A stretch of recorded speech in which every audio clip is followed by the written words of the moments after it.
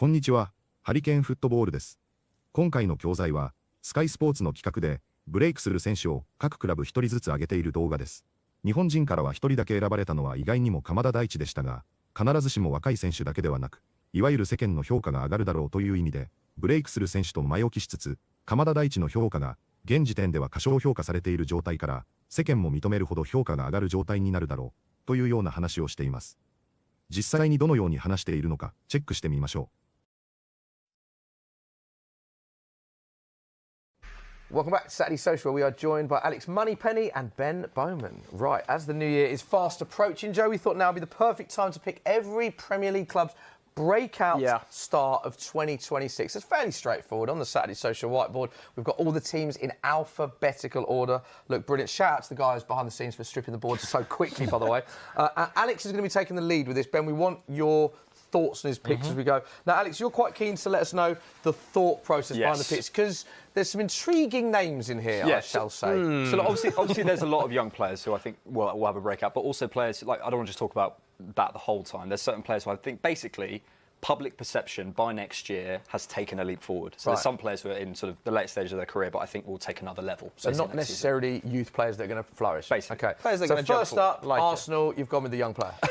With Max Damon. Look, I think there's basically a bit of a question mark about where Arsenal's third midfield slot goes. Martin Odegaard is a fantastic player, but I think the way the league is trending, long balls, less build-up, more transition, more intensity, he's got some questions to answer, basically. And I think Max Damon, not Waneri, because I think Waneri will get on loan, to be honest, next season. I think Damon's going to get some minutes. Ridiculous talent, he's Max Damon, isn't he? Incredible. I watched him when I think it's a good pick. I think all of us were not surprised when we saw that. Because, but the next one, I think we were surprised. But then you've gone from Max Damon to Boubacar Kamara, who's played 118 times for Villa. Obviously, we've seen a lot of him. We know what he can do. So why Kamara as a breakout star for you? I think in terms of public perception, this could just be my perception, but in terms of public perception, I think he takes a leap forward. He's one of the only profiles in the league who I think can properly play lone six. I don't know whether he gets a move or whatever, but I think with the way he's playing at Villa this season, I think possibly he does get a move and goes to some, like I'm not saying Villa aren't a big club, but, you know, a massive Champions League club. I've been really, really impressed with him. I mean, last time we were on, we were speaking about Villa, and I probably have massively underrated them this season.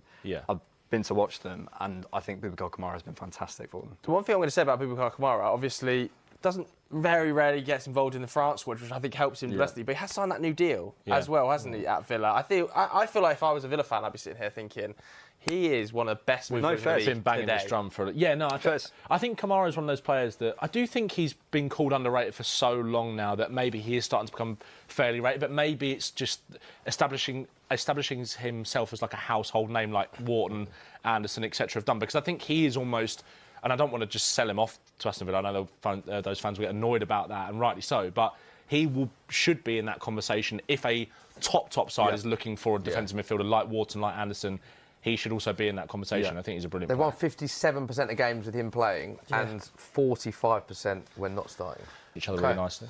This next one's crazy. A reminder. So this is an interesting A reminder that we're going Alex. for their stock rising. Stock rising. Which it is. Kamada's stock is massively rising. But hamstring injury for 2-3 months. Yeah, but we're talking about 2026, the whole season, the whole of the end of next season and calendar year. Yeah, the calendar year. I think whenever I watch Palace, whenever they play in the big games, they have this five in the middle, and they work so hard out of possession, getting out wide. They sort of block the middle, and if the ball circulates wide, Kamada's straight out there.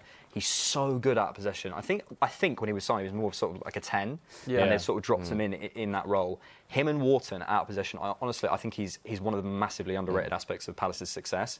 I appreciate Palace fans, we've had him for ages, but in terms of his stock going up through the ranks, I think he'll take that step next season. Palace is a difficult one for youngsters as well, because obviously the other night they rotated everybody in that kind of last game in the Conference League, but Glasner hasn't rotated actually too much in that competition, and obviously their league defeats have all come off the back of Conference League games, showing that maybe those players are a bit more tired, so he's not necessarily trusting those younger players so much in the league or in that competition, so it's hard to kind of nail down a younger guy. You've got like Roman Esse, Uche's only on loan there. I can't say Wharton's going to break through. Yeah, he's already JD Cambo, who's the 19-year-old centre-back who was originally signed as the replacement to Gahey and did play midweek in the in Europe. And I think he's if we're looking at Gahey, he's potentially someone that leaves. He's going to be someone that you'd imagine would have a breakthrough given his age profile. Possibly. 次は解説です。今回も難しいボキャブラリーや表現はほとんどありませんでしたので、比較的日常使いもできそうな便利な表現を解説しています。それでは本日の解説をチェックしてみましょう。Alex is going to be taking the lead with this. テックでリードは、誰かが前に出て物事を進めるときに使われる自然な英語表現です。会議や番組では、司会や進行役を担当するという意味になります。スポーツでは、試合で先に点を取ってリードする場面で使われます。リードだけでも率いるという意味はありますが、テックでリードは、その役割を引き受けるニュアンスが強くなります。そのため、一時的に担当する場合や、今回の役割を示すときに特に使われます。実況や解説、ビジネスの場面でも非常によく登場します。日常会話でもフォーマルすぎず使いやすい表現です。Alex is going to be taking the lead with this. Alex is going to be taking the lead with this because there's some intriguing names in here, I shall say. Intriguing は、聞いた人に、なぜだろう、詳しく知りたいと思わせるときに使われる表現です。単なる評価ではなく、少し謎や意外性が含まれている点が特徴です。ポジティブ寄りですが、まだ結論が出ていない状況にも使えます。そのため、解説やコメントで余韻を残したいときに便利です。テレビやポッドキャストでも品質する表現です。Because there's some intriguing names in here, I shall say. Because there's some intriguing names in here, I shall say. So offers like a household name like Wharton, Anderson, etc. have done. Household name は、ファンだけでなく、一般の人にも知られている存在を表す表現です。単に実力があるだけでなく、知名度が高いことを強調します。スポーツでは、スター選手や話題性のある選手によく使われます。有名選手というより、名前を聞けば多くの人がわかるというニュアンスです。そのため、ブレイクした後の評価を表すときに使われることが多いです。解説では、選手が一段上の存在になったことを示す便利な表現です。ニュースやドキュメンタリーでも頻繁に登場します。Offers like a household name like Wharton, Anderson, etc. have done. Offers like a household name like Wharton, Anderson, etc. have done. But he should also be in that conversation. Be in the conversation は、誰かが評価や比較の対象として真剣に扱われているときに使われます。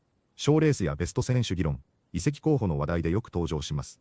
話題に出ているというより、候補として認められているニュアンスが強いです。そのため、実力がありながら注目度が足りない選手を評価するときに便利です。サッカー解説では、トップクラブや代表レベルの話題で品質します。ややフォーマルですが、会話でも自然に使われます。評価の段階が一段上がったことを示す表現です。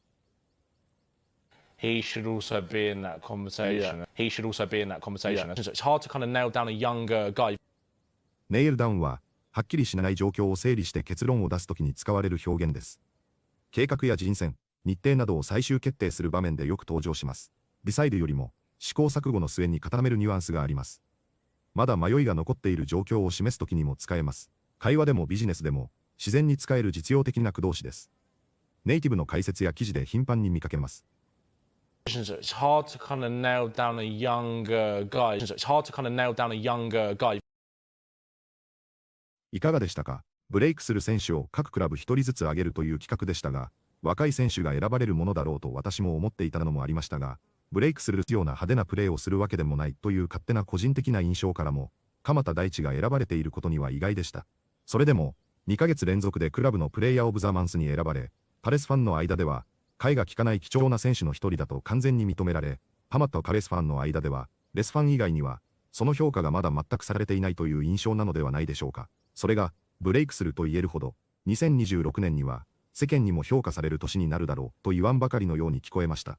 今のパフォーマンスを継続するだけでも、さらに認知され、評価されると思いますが、プレミア初ゴールは待ち遠しい中で、1ゴールではなく5ゴールではなく、くらい欲しい期待もあり、ワールドカップでも良いパフォーマンスが見れるのも間違いないと言えるほどで、シーズン終了後には移籍の話もあり、そうですが、2026年はさらに飛躍の年になりそうな期待もしてしまうほどです。今の活躍でも十分だと思いたいですが、まずは怪我を治し、また怪我前と同じパフォーマンスを見せてくれることを楽しみにしたいと思います。本日もご視聴いただきありがとうございました。またすぐにお会いしましょう。